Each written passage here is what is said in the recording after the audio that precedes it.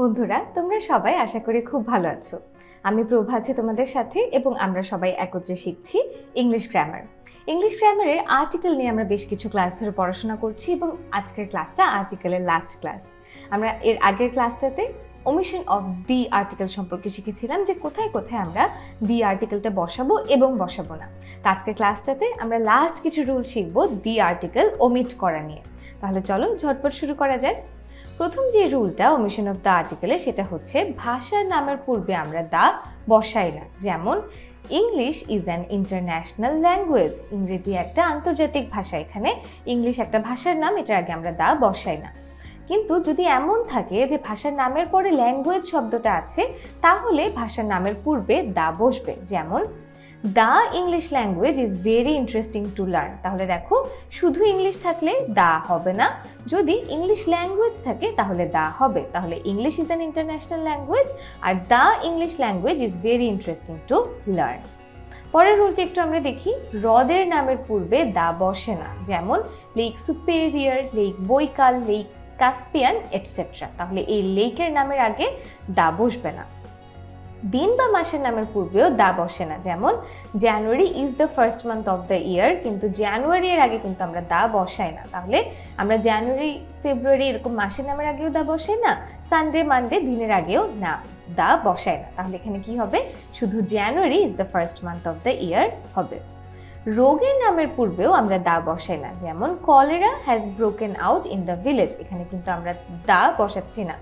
তিনটা রোগের নাম আমরা জানি যেগুলোর আগে আমরা দা বসে, এরকম কিছু ব্যতিক্রম আছে, যেমন the good, the measles, the mumps etcetera, কিন্তু মূলত বেশিরভাগ ক্ষেত্রে রোগের নামের আগে আমরা দা বসাই না।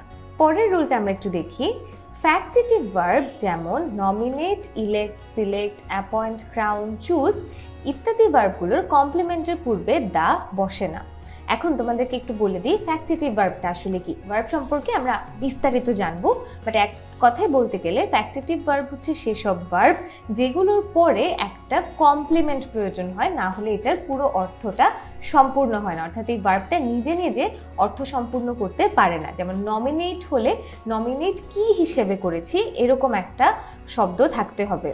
অর্থাৎ ধরো উদাহরণটা দেখো, উই মেড হিম ক্যাপ্টেন, আমরা যদি বলি উই মেড হিম তাহলে কিন্তু হচ্ছে না, পুরো সেন্টেন্সটা কমপ্লিট হচ্ছে না। বা উই মেড হিম চেয়ারম্যান আছে, এখানে শুধু উই মেড হিম পর্যন্ত রাখলে সেন্টেন্সটা কমপ্লিট হয় না, আমাদেরকে চেয়ারম্যান একটা কমপ্লিমেন্ট আনতে হয়। অর্থাৎ হিমকে আরও বর্ণনা করার জন্য আমাদের চেয়ারম্যান দরকার, তাহলে উই মেড হিম চেয়ারম্যান।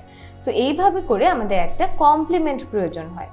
তো দেখো আমরা কি বলেছি যে ফ্যাক্টিটিভ ভার্ব, এরকম ভার্ব কি কি আছে? Nominate, elect, select, appoint, crown, choose.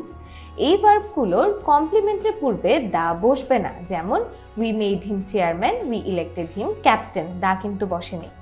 যদি এমন হয় যে কমপ্লিমেন্টটাকেও আমরা নির্দিষ্ট করে বোঝাচ্ছি, তাহলে তার পূর্বে দা বসবে। যেমন we elected him the captain of our class, তাহলে এই যে অফ আওয়ার ক্লাস দিয়ে আমরা ক্যাপ্টেন হওয়াটাকেও নির্দিষ্ট করে বুঝিয়েছি, এই কারণে তার আগে আমরা দা বসাই। তাহলে we elected him the captain of our class, এটা করলে আমাদের সেন্টেন্সটা কারেক্ট হবে।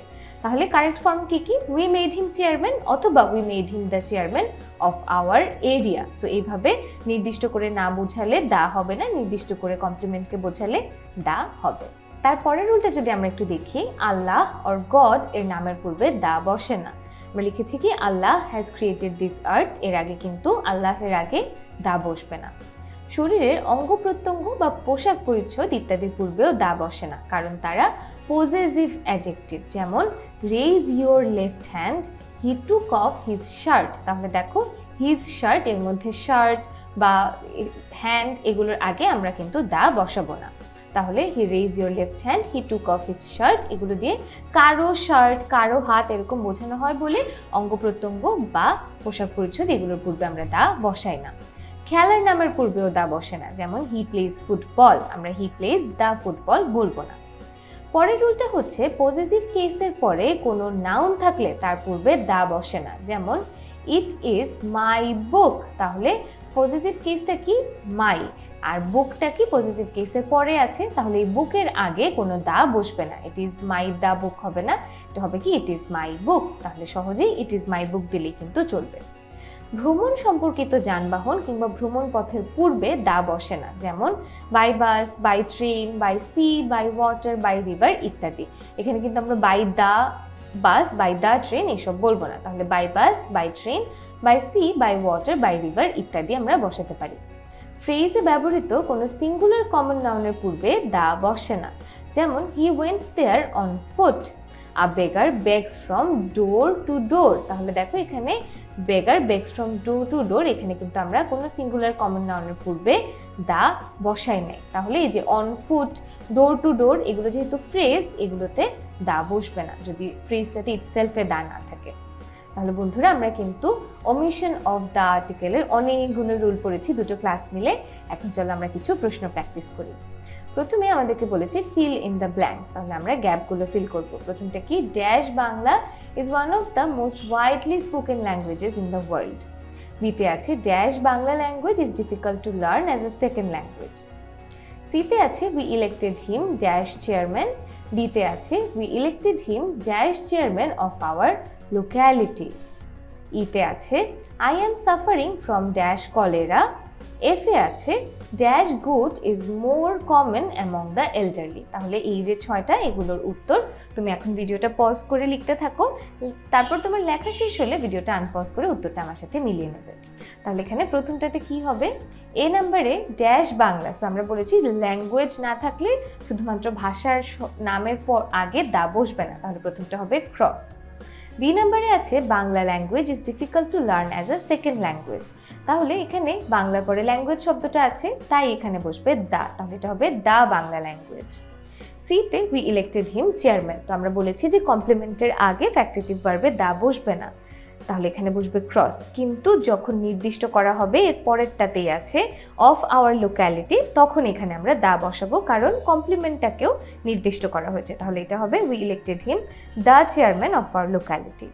ই নাম্বারে আছে I am suffering from cholera, তাহলে এখানে বসবে ক্রস। এবং এফ নাম্বারে আছে dash gout is more common among the elderly, এখানে দা বসবে। তাহলে আমরা মাত্র এগুলো শিখেছি, তো উত্তরটা কি হবে, ক্রস দা, ক্রস দা, ক্রস দা।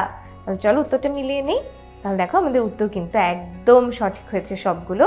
তো তোমাদেরকেও অভিনন্দন, আমরা কিন্তু আর্টিকেল নিয়ে বিস্তারিত একটা আলোচনা করেছি অনেকগুলো ক্লাস মিলে। আশা করি আর্টিকেল সম্পর্কে তোমরা খুব ভালোভাবে শিখতে পেরেছো।